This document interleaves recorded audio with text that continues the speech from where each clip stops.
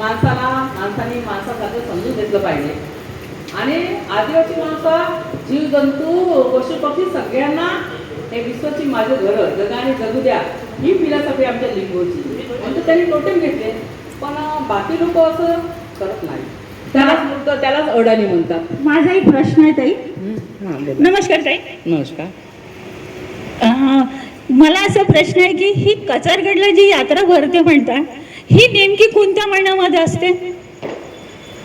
ती जत्रा फेब्रुवारीमध्ये असते, दुसऱ्या किंवा तिसऱ्या आठवड्यामध्ये असते.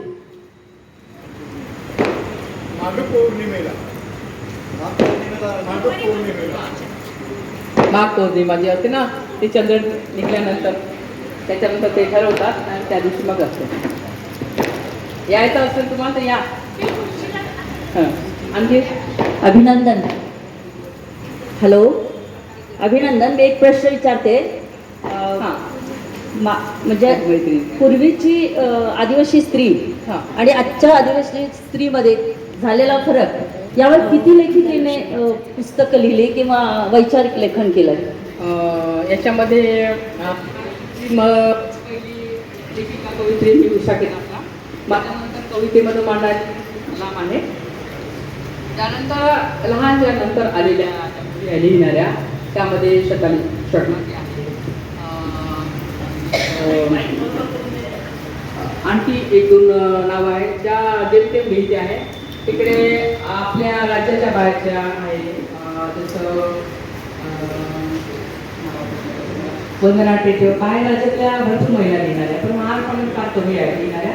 आता नवीन 3-4 पोरी निघाल्या, त्या फक्त कविता लिहितात. याशिवाय नजूबाई गावी काय कादंबरी तिच्या चिन्हावर लिहिणारी. वैचारिक लेखन करणारे जवळपास नाही. तुझा प्रश्न अगदी वैचारिक लेखन करणाऱ्या. शेवटी काय तर प्रश्नोत्तरांना काही सीमाच नाही. आपल्या मनामध्ये जे काही प्रश्न निर्माण होतात ते निर्माण होतच राहतात, पण कुठेतरी आपल्याला थांबणं ही क्रमप्राप्तच आहे.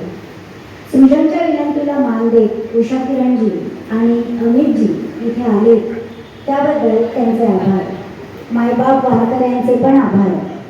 पुढील महिन्यात एका वेगळ्या विषयावर कार्यक्रम घेऊन येण्याची ग्वाही देत मी सोनाली आपला निरोप घेते.